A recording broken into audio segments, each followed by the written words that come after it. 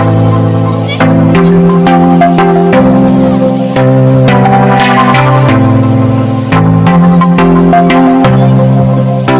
Guys, welcome back to my channel clarified learning.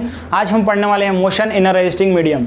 ये बहुत ही interesting topic है और आपने इस चैप्टर का लेक्चर नंबर 1 नहीं देखा है तो लिंक डिस्क्रिप्शन में है, अभी जाके देखो, क्योंकि उस लेक्चर को देखने के बाद इस लेक्चर में आने के बाद आपको 100% समझ आएगा, 100% समझ आएगा, इसकी गारंटी मेरी है। उस लेक्चर को आप अच्छे से अटेंड करिए, नोट कीजिए, उसके बाद इस लेक्चर में आइए, लिंक डिस्क्रिप्शन में है। और अभी तक चैनल को सब्सक्राइब नहीं किए हैं तो चैनल को सब्सक्राइब कर लीजिए, वीडियो को लाइक कीजिए, शेयर कीजिए। तो चलिए क्लास को स्टार्ट करते हैं।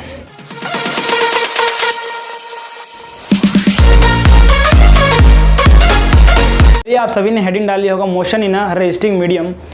इसके बाद सबका ध्यान मेरे ऊपर होना चाहिए, कॉपी बुक बंद कर दीजिए। रिवाइज करते हैं लेक्चर नंबर 1 में क्या पढ़ा था।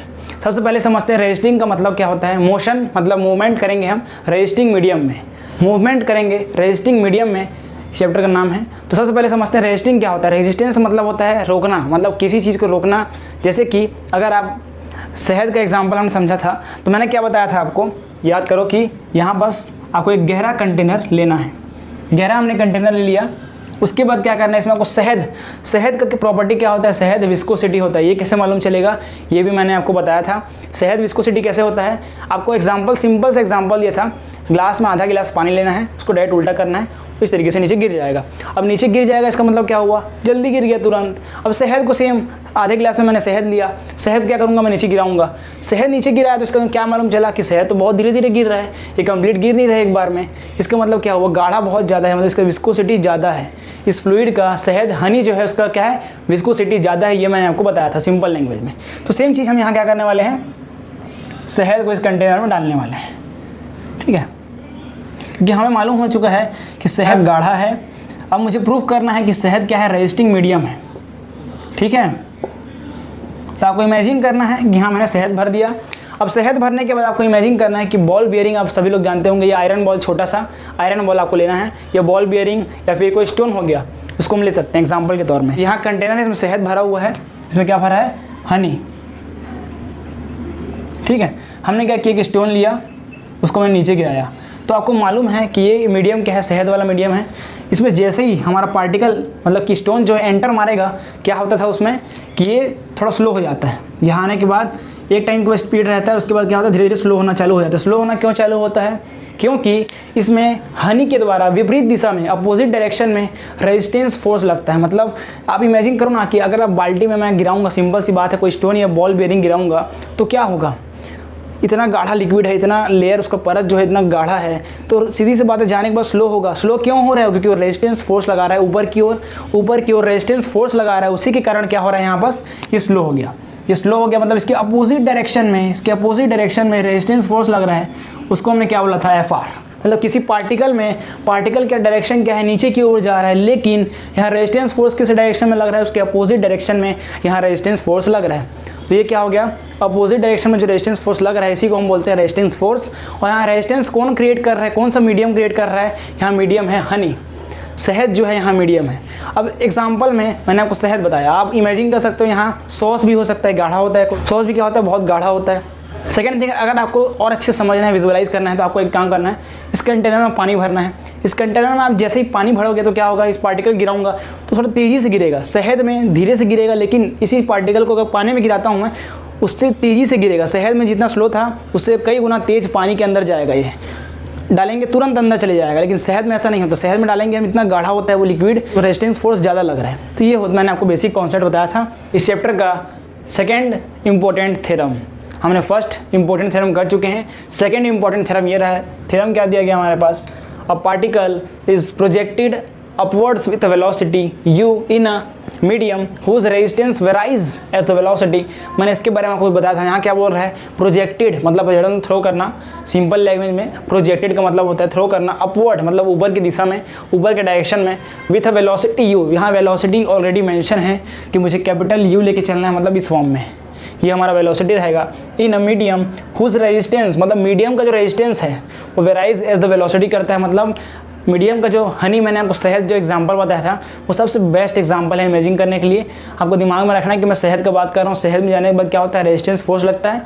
तो ये मीडियम क्या बोल रहा है, whose resistance varies as the velocities. मैंने क्या बताया था आपको कि अगर मैं वेलोसिटी बढ़ाता हूँ, अगर मैं वेलोसिटी बढ़ाऊँगा तो क्या होगा, रेजिस्टेंस फोर्स भी बढ़ेगा। फॉर एग्जांपल मैंने आपको लेक्चर नंबर 1 में भी एग्जांपल दिया था कि अगर आप बाइक चलाते हैं तो जितना स्पीड आप बाइक को करेंगे उतना आपको हवा पड़ेगा, मतलब हवा उतनी ही विपरीत दिशा में रोकने का आपको कोशिश करेगा। मतलब जितना वेलोसिटी में बढ़ाता हूँ उतना ही स्पीड से हवा मेरे को रोकने का कोशिश करेगा।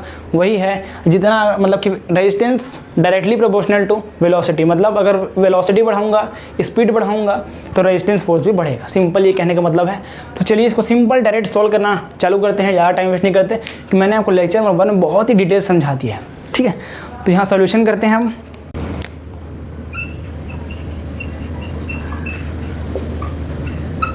सॉल्यूशन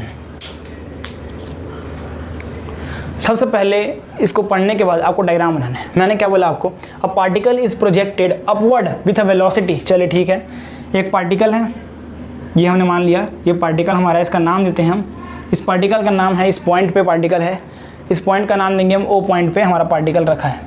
अब क्या बोला, अपवर्ड विथ अ वेलोसिटी, मतलब मैंने क्या किया, इसको ऊपर की दिशा में फेंका, इस तरीके से सीधा गया ये, ठीक है, विथ अ वेलोसिटी u, मतलब u वेलोसिटी से हम बात करते हैं इस पॉइंट पे, किसी इस पॉइंट पे हम वैल्यू निकालने की कोशिश करते हैं। तो इस पॉइंट पे पार्टिकल का जो पॉइंट है, पॉइंट p नाम देते हैं। यहाँ पर जो पार्टिकल है p पॉइंट पे, इस पॉइंट पे हम निकालने की कोशिश करेंगे मोशन, डिस्कस द मोशन बोला है हमें, थ्योरम सॉल्व करना है। तो अब क्या करेंगे, यहाँ इस पॉइंट पे पार्टिकल यहाँ तक गया है, हम इस पॉइंट पे बात करते हैं, यहाँ तक का जो u वेलोसिटी से हमारा पार्टिकल फेंका गया है in a medium whose resistance varies as the velocity, मतलब यहाँ रेजिस्टेंस फोर्स भी है। मतलब आपको मालूम है कि अगर मैं मोशन करूँगा, ऊपर फेंकूंगा, मतलब कोई पार्टिकल का नीचे आ रहा था, मैंने आपको एग्जांपल क्या होता है शहद से, अगर नीचे मोशन कर रहा था तो उसकी अपोजिट डायरेक्शन में क्या किया उसने अपोजिट डायरेक्शन में रोकने की कोशिश की, विपरीत दिशा में उसको रोकने का कोशिश किया। सेम चीज़ यहाँ भी होगा। नॉर्मली ग्राउंड में गया मैं और स्टोन को फेंका तो उससे क्या होगा, वहाँ हवा प्रेजेंट है, एयर है वहाँ पास, तो फेंकूंगा तो क्या होगा, स्टोन को रोकने की कोशिश करेगा। मैं मोशन तो ऊपर करवा रहा हूँ ना उसको, मैं क्या करवा रहा हूँ, मोशन को ऊपर करवा रहा हूँ। तो मोशन ऊपर करवाने से क्या होगा, मोशन ऊपर करवाने से ये होगा कि हवा मुझे रोकने की कोशिश करेगा, किस डायरेक्शन में, उसके अपोजिट डायरेक्शन में मुझे रोकने की कोशिश करेगा। ठीक है, तो यहाँ क्या होगा, अगर मैं पार्टिकल इस डायरेक्शन में फेंकता हूँ तो मुझे FR, मतलब FR क्या बोले थे हम, रेजिस्टेंस फोर्स, FR जो है अपोजिट डायरेक्शन में वर्क करेगा। ठीक है भाई, ये भी समझ आ गया। तो मैंने आपको FR का वैल्यू क्या बताया था, ध्यान रखना है, याद करने का तरीका क्या है, फोर्स का वैल्यू होता है MA, तो यहाँ क्या हो जाएगा M multiply K multiply V। कहाँ से आया, क्योंकि यहाँ क्वेश्चन में ऑलरेडी गिवन है रेजिस्टेंस वेराइज द वेलोसिटी। ठीक है, जितना मैं वेलोसिटी बढ़ाता हूँ उतना ही रेजिस्टेंस फोर्स भी बढ़ता है, इज इक्वल टू में आ गया M K जो है, ये आपको याद करने का तरीका क्या है, यहाँ पास MA फॉर्मूला होता है तो मास आएगा ही, और K यहाँ पास कॉन्स्टेंट है डायरेक्टली प्रोपोर्शनल को हटाने के लिए। इसके बाद यहाँ से यहाँ पार्टिकल मूव किया, मतलब कुछ ना कुछ डिस्टेंस तो कवर किया ही होगा। यहाँ डिस्टेंस क्या कवर किया, मान लेते हैं यहाँ डिस्टेंस पार्टिकल ने कवर किया है x, यहाँ से यहाँ का डिस्टेंस पार्टिकल ने x कवर किया, किसी टाइम t पे पार्टिकल ने यहाँ डिस्टेंस कवर किया। तो क्लियरली क्या समझ आ गया, यहाँ पार्टिकल रखा था हमने, रेस्ट में था, मतलब कि यहाँ इस पॉइंट में इनिशियली देखा जाए तो यहाँ पास x का वैल्यू भी 0 है, तो पार्टिकल ने कोई डिस्टेंस तय नहीं किया है अभी, और u का वैल्यू भी 0 है। u यहाँ क्या है, स्पीड बताया था, क्वेश्चन में गिवन है, u यहाँ पास स्पीड है। तो initially u is equal to 0 है, x इज इक्वल टू 0 मैंने फेंका, तो u स्पीड से फेंका, फिर किसी पॉइंट p पे FR का वैल्यू MKV आ गया, और x डिस्टेंस ट्रेवल किया किसी टाइम t पे। यहाँ पे मैंने आपको क्या बताया कि इस पार्टिकल का जो वेट है वो m है। ठीक है, किसी पार्टिकल का वेट m है, और u वेलोसिटी से मैंने ऊपर इसको अपवर्ड डायरेक्शन में फेंका, ये मैंने आपको बताया था। चलिए अब सॉल्यूशन करते हैं। अब क्वेश्चन में गिवन क्या है हमारे पास, रेजिस्टेंस वेराइज, मतलब यहाँ होता है डायरेक्टली प्रोपोर्शनल। ठीक है, यहाँ लिखते हैं हम, since the resistance is directly proportional to velocity, तो FR क्या हो गया, FR directly proportional to velocity. अब मैं क्या बताया आपको, डायरेक्टली प्रोपोर्शनल हटाने के लिए हम क्या लगाते हैं, कांस्टेंट, लेकिन यहाँ बस m भी ऐड होगा। यहाँ याद करने का ट्रिक क्या बताया मैं आपको, मास इनटू एक्सेलरेशन होता है। ठीक है, और यहाँ बस v क्या है, स्मॉल v है v। ठीक है, स्मॉल v को हम इस तरीके से डिनोट करेंगे। ये आ गया वैल्यू, तो ये FR का वैल्यू आ गया हमारे पास।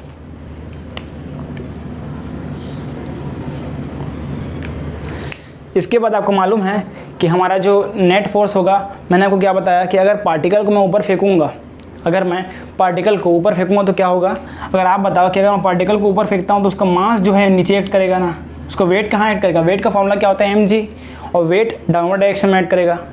सिंपल सी बात है, किसी बॉडी को मैं ऊपर फेंकूंगा उसका वेट तो नीचे ही आएगा ना, उसका वेट जो है नीचे डायरेक्शन में वर्क करेगा। अब उसका वेट जो है नीचे के डायरेक्शन में वर्क कर रहा है, तो यहाँ बस क्या निकालेंगे हम, नेट फोर्स निकालेंगे हम। तो नेट फोर्स क्या आएगा, यहाँ बस एक फोर्स हमारे पास mg है जो कि नीचे के डायरेक्शन में है, और सेम जो हमारा रेजिस्टेंस फोर्स है Fr जो है वो भी नीचे डायरेक्शन में। क्यों नीचे के डायरेक्शन में, क्योंकि मोशन तो ऊपर हो रहा है, और मोशन के अपोजिट डायरेक्शन में हमेशा ध्यान रखना है आपको कि मोशन के अपोजिट डायरेक्शन में हमारा Fr वर्क करेगा, मतलब रेजिस्टेंस फोर्स एक्ट करेगा। तो यहाँ लिखते हैं नेट फोर्स। नेट फोर्स का मतलब होता है टोटल फोर्स। टोटल फोर्स निकाल रहे हैं, यहाँ क्या है टोटल, डाउनवर्ड डायरेक्शन में है, मतलब मोशन जिस डायरेक्शन में हो रहा है अगर उसके अपोजिट डायरेक्शन में कोई फोर्स काम कर रहा है उसका मतलब उसको मुझे नेगेटिव में लेना पड़ेगा, क्योंकि मोशन के डायरेक्शन में रहेगा तो पॉजिटिव, और मोशन के डायरेक्शन में अगर है तो पॉजिटिव लेंगे, अगर मोशन के अपोजिट डायरेक्शन में है तो उसको नेगेटिव लेंगे। यहाँ वेट भी अपोजिट डायरेक्शन में काम कर रहा है और रेजिस्टेंस फोर्स भी मतलब कि नेगेटिव डायरेक्शन में काम कर रहा है, मतलब नीचे की ओर काम कर रहा है। इसलिए मैं क्या करूँगा, यहाँ टोटल फोर्स कैसे आएगा, mg माइनस mkv। ये जो हमारा नेट फोर्स आया ये हमारा टोटल फोर्स है। इसे आप नाम दे सकते हो इक्वेशन नंबर 1, इसे नाम दे दो इक्वेशन नंबर 2। उसके बाद क्या करते हैं हम यहाँ से, आपको मालूम है न्यूटन सेकेंड लॉ में क्या होता है, हमारा न्यूटन सेकेंड लॉ से क्या होता है, force is equal to mass into acceleration. यहाँ से मुझे एक्सेलरेशन निकालना है, जो एक पॉइंट है मैं आपको बताने वाला हूँ। तो from Newton's law of motion, Newton second law of motion,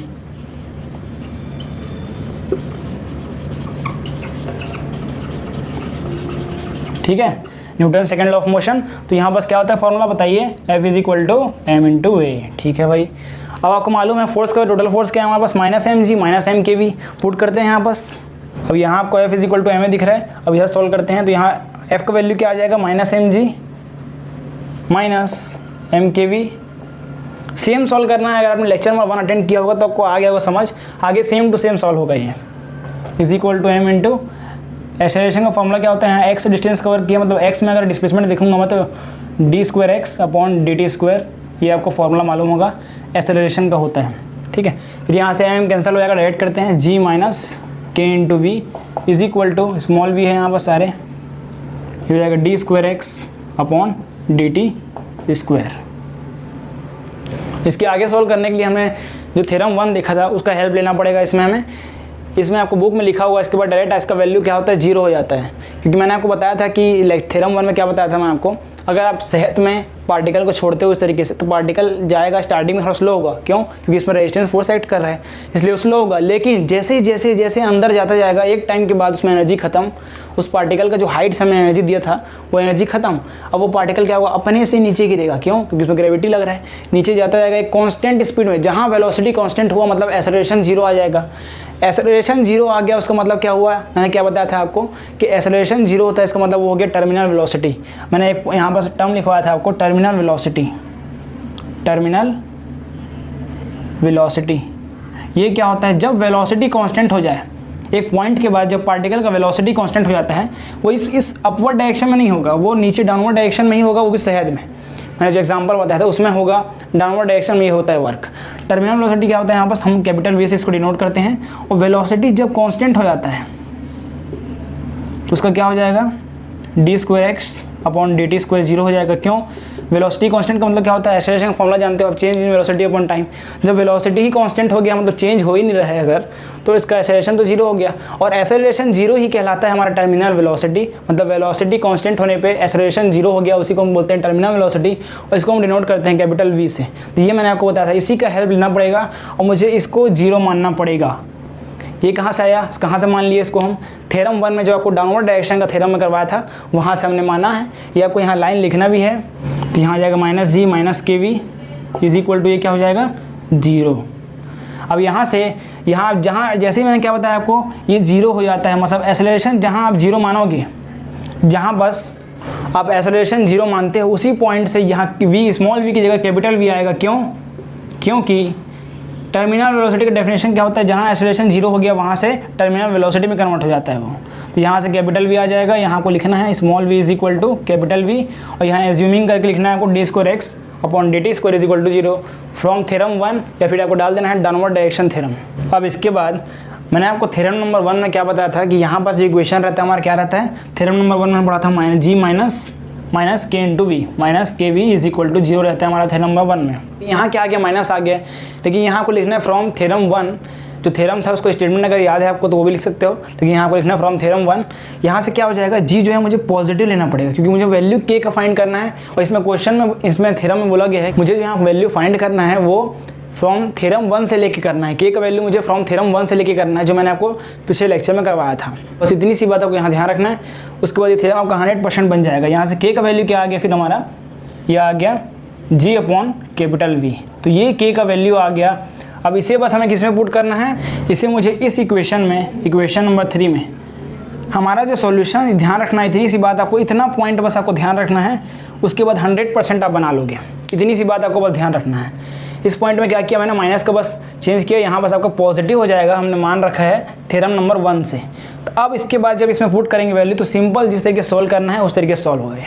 Always do it on my own, so I gotta get through it. And the only thing I know is to love what I'm doing. Never give up, never slow, till I finally prove it. Never listen to the no's, I just wanna keep moving. Keep my head up when I act, head up that's a fact.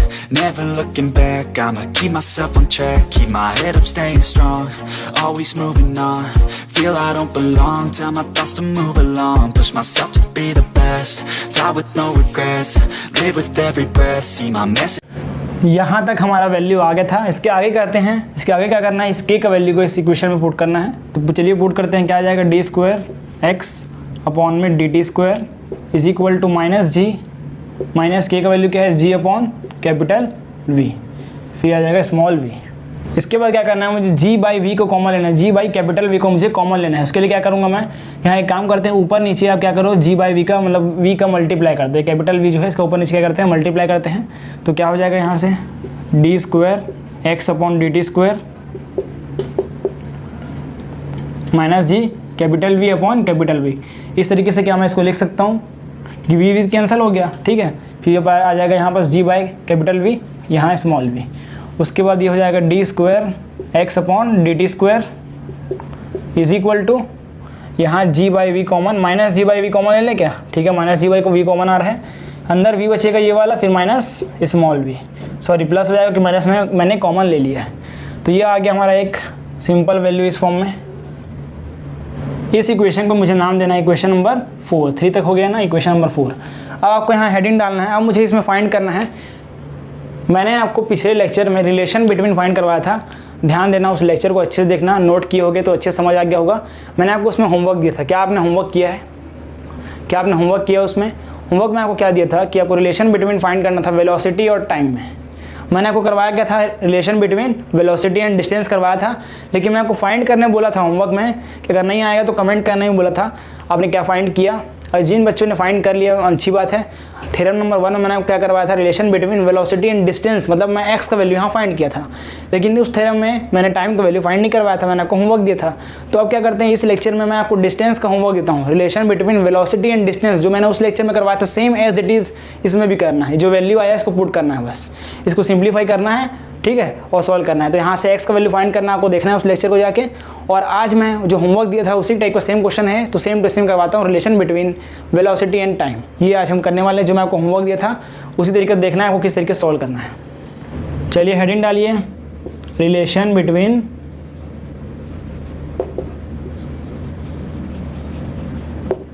Velocity and time. मैंने यही homework दिया था, यहाँ simple distance हमने solve किया था। अब time वाला कर लेते हैं जो मैंने आपको होमवर्क दिया। अब ये जो इक्वेशन नंबर 4 है हमारा, इसी इक्वेशन को लेके मुझे सॉल्व करना है आगे, इसी इक्वेशन को लेके। यहाँ आपको लिखना है फ्रॉम इक्वेशन 4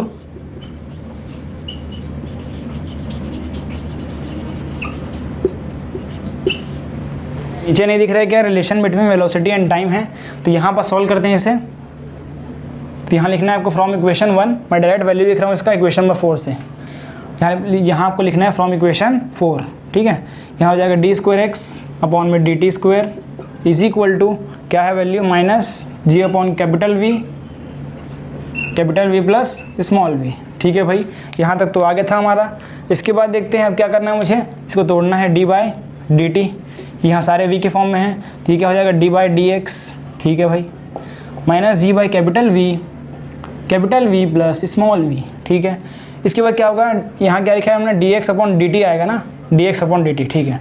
तो यहाँ क्या हो जाएगा dx/dt हम क्या जानते हैं, v आएगा यहाँ पास, d/dt, ये हो गया v is equal to minus capital V plus small v। अब क्या करना है, dt को इधर शिफ्ट करते हैं और dv को इधर शिफ्ट करते हैं, यहाँ हो जाएगा कैपिटल V को वहीं रहने देते हैं, इसको नीचे उतार लेते हैं, ठीक है। तो ये क्या हो जाएगा v plus small v, capital V को भी ऊपर ला लो, चलो कैपिटल V ऊपर आ गया, फिर यहाँ जाएगा dv, v upon capital V plus small v is equal to g/dt। यहाँ जो v है स्मॉल v है, तो मुझे इस v से कोई मतलब नहीं है, तो एक काम करते हैं इस v को हम इधर ही छोड़ देते हैं। अब यहाँ क्या है 1 है, अब इसको मुझे इंटीग्रेट करना है, आपको लिखना है इंटीग्रेटिंग ऑन बोथ साइड। तो यहाँ से आपको मालूम है 1/v प्लस v क्या हो जाएगा log v, और इस माइनस को आप इधर शिफ्ट कर दो log के साइड, चलो यहाँ माइनस आ गया। अगर माइनस इस साइड है तो माइनस का दोनों साइड क्या करेंगे, मल्टीप्लाई करेंगे, तो यहाँ माइनस आ जाएगा, यहाँ प्लस हो जाएगा, इस तरीके से भी समझ सकते हैं। और सेकंड थिंग, इधर माइनस हो या इधर कहीं भी शिफ्ट हम माइनस को कर सकते हैं, ठीक है। तो ये क्या हो गया, इसका आगे सोल्व क्या होगा, इसके आगे एक सोल्यूशन हो जाएगा, यहाँ से यहाँ करते हैं इसको, 1 क्या हो जाएगा log capital V plus small v, और सामने क्या आ जाएगा माइनस, ठीक है। यहाँ तक क्या दिख रहा है आपको, समझ आ रहा है। प्लस क्या के लिए चलना है आपको, c कांस्टेंट आएगा यहाँ पास, ठीक है। फिर इक्वल टू क्या आएगा g अपॉन कैपिटल V और t। अब मुझे यहाँ पर c का वैल्यू फाइंड करना है। मैंने अभी तक जितना भी मैकेनिक्स में आपको करवाया है, तो मैंने क्या बताया है, c का वैल्यू फाइंड करने के लिए हमेशा आपको इनिशियली लेना है, इनिशियली पॉइंट के ऊपर बात करना है, तभी आप यहाँ से वैल्यू निकाल पाओगे। और इनिशियली में किसका वैल्यू चाहिए, मुझे v का वैल्यू चाहिए, वेलोसिटी का और टाइम का, ठीक है, इन दोनों का वैल्यू मुझे चाहिए। तो आपको मालूम है कि अगर किसी टाइम t पे मैं यहाँ बस फेंका था, लेकिन जब फेंका गया था बॉडी तब तो टाइम हुआ नहीं था। जब यहाँ क्या क्वेश्चन में बोला है वेलोसिटी v से u से फेंका गया, मतलब यहाँ पास इनिशियल वेलोसिटी जो यहाँ 0 लिखा है ये एक्चुअली में u है यहाँ पास, मतलब v का वैल्यू आपको इनिशियली u मान के चलना है, इनिशियल वेलोसिटी क्वेश्चन में गिवन है। हमने पिछले में इसको 0 माना था, क्यों, क्योंकि वहाँ पास बॉडी में बताया नहीं गया था वेलोसिटी, लेकिन यहाँ आपको वेलोसिटी बता दिया गया कि इतने वेलोसिटी से हमने फेंका, मतलब इनिशियल वेलोसिटी कुछ ना कुछ हम दिए हैं उसको, उसके बाद ही ऊपर गया हो। सीधी सी बात, इतना समझ आ गया। उसके बाद ध्यान रखना है आपको, जब बॉडी मैंने फेंका नहीं था तब का बात है, इनिशियली में यहाँ u दे दिया गया है, लेकिन इनिशियली में टाइम के बारे में कोई बात नहीं हुआ है। और जब टाइम के बारे में कोई बात नहीं हुआ, इसका मतलब क्या हुआ है, टाइम बस क्या हो जाएगा यहाँ पास 0, इनिशियली क्या हो जाएगा, टाइम 0 हो जाएगा। तो यहाँ को लिखना है same cheese, initially at point o, इस पॉइंट का नाम है o, हमने माना था इनिशियली एट पॉइंट, ये क्या हो जाएगा o, एट पॉइंट o पे हमारा क्या क्या वैल्यू आ गया था, v इज इक्वल टू, मतलब small v is equal to u and t is equal to 0। तो यहाँ पुट करते हैं इस इक्वेशन में। इस इक्वेशन में अगर मैं स्मॉल v का वैल्यू 0 u पुट करूँगा तो क्या आएगा, देखो ध्यान से, अगर मैं स्मॉल v की जगह u पुट करूँगा और t की जगह 0, दिया वाला पार्ट तो 0 हो गया, तो यहाँ क्या बचेगा, minus log v plus u is equal to, sorry plus c is equal to 0। तो यहाँ से c का वैल्यू क्या आ रहा है, कांस्टेंट का वैल्यू क्या आ रहा है, c is equal to log, ये माइनस से इधर शिफ्ट होगा तो लॉग v प्लस u। और अगर आपको यहाँ नहीं दिख रहा होगा तो ये आंसर मैंने आपके लिए यहाँ भी लिख दिया है। तो यहाँ तक क्या समझ आया, जब c का वैल्यू आ जाता है हमारे पास, तब हम क्या करते हैं, अगला स्टेप, c का वैल्यू को मुझे इस इक्वेशन में पुट करना है। किस इक्वेशन में, minus log capital V plus small v plus c is equal to g upon v। इस इक्वेशन में मुझे जब c का वैल्यू आ जाता है तब मुझे इस इक्वेशन में पुट करना होता है। तो यहाँ वैल्यू क्या आया, minus log capital V plus small v plus constant c is equal to g upon capital V t। इस इक्वेशन को ध्यान रखना है और मैं इसको मिटाऊंगा, लेकिन आप इसको नोट कैसे करोगे उसको बता देता हूँ एक बार मैं। पहले आपको यहाँ से स्टार्ट करना है, आपने पहले नोट कर लिया होगा, उसके बाद आपको यहाँ से स्टार्ट करना है, इस डायरेक्शन में जाना है, उसके बाद इस लाइन को फॉलो करना है, इस लाइन को, उसके बाद इस लाइन को, उसके बाद अगर आंसर आपको नहीं दिख रहा होगा तो ऊपर ये रहा आंसर, यहाँ से आपको नोट डाउन करना है। c का वैल्यू आ गया, अब हम इस इक्वेशन में पुट करेंगे। अब यहाँ से हम सॉल्यूशन स्टार्ट करेंगे। Why you hanging on the roof all by yourself? I have an open invitation, but you're telling me go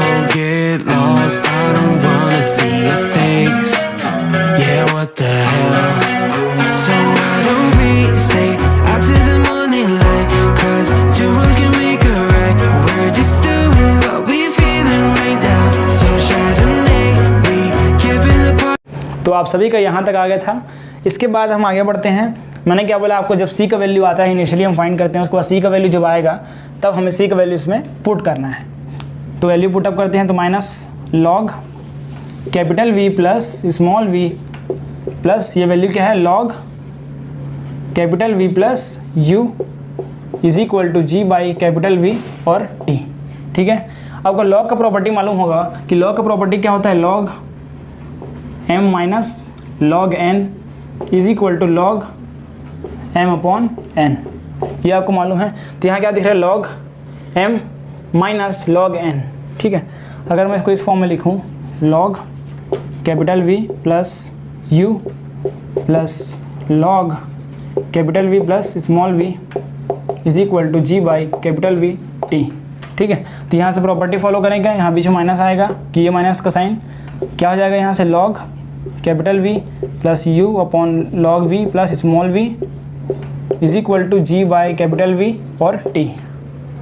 अब हम क्या करेंगे इसके आगे, इसमें हम एंटी लॉग लेंगे। मुझे लॉग को हटाना है, तो लॉग हटाने के लिए क्या करेंगे, हम यहाँ पास एंटी लॉग लेंगे। एंटी लॉग क्या होता है, अगर आपको मालूम होगा कि अगर मैं लॉग की ई की पावर अगर लॉग होता है, ई की पावर मान लेते हैं लॉग x है, तो यहाँ ई और लॉग कैंसिल हो जाता है, यहाँ x बचता है। सेम अगर मैं यहाँ ई के दोनों साइड मल्टीप्लाई कर लूँ, मतलब एंटी लॉग ले लूँ, यहाँ को लिखना है एंटी टेकिंग एंटी लॉग, यहाँ को लिखना है taking anti log on both side. तो यहाँ क्या बचेगा, ई लॉग, ये हो जाएगा v प्लस u अपॉन में v plus small v is equal to e की पावर g अपॉन v और ये t हो जाएगा। तो यहाँ से तो ये कैंसिल हो जाएगा, आपको बताया मैं। तो यहाँ से क्या आ जाएगा, v प्लस u अपॉन में v plus small v is equal to e की पावर g बाय v और वहाँ ऊपर t भी आएगा, gt अपॉन v। क्या यहाँ तक दिख रहा है आपको? तो यहाँ से क्या बताया मैंने आपको, यहाँ से लॉग कैंसिल हो जाएगा, मतलब ये और लॉग कैंसिल हो जाता है। तो यहाँ क्या बचेगा, v प्लस u अपॉन में v plus small v is equal to e की पावर gt अपॉन में कैपिटल V। अब मुझे क्या करना है, मुझे इस v वाले टर्म को ऊपर ले आना है। तो मैं क्या करूँगा, क्रॉस मल्टीप्लिकेशन कर लें, इसको नीचे ला लेते हैं और इसको ऊपर ले आ लेते हैं, इसको नीचे ला लेते हैं, क्रॉस मल्टीप्लिकेशन कर लें। तो यहाँ से क्या आएगा, आगे सॉल्व करते हैं इसके आगे। तो यहाँ से क्या हो जाएगा, ये अगर मैं इसको ऊपर भेजता हूँ और इसको नीचे और इसको नीचे, तो यह क्या हो जाएगा, इसको मैं नीचे लाऊँ इस साइड, तो यह आएगा ई की पावर gt अपॉन में v इज इक्वल टू ये हो जाएगा v plus small v upon v plus capital u।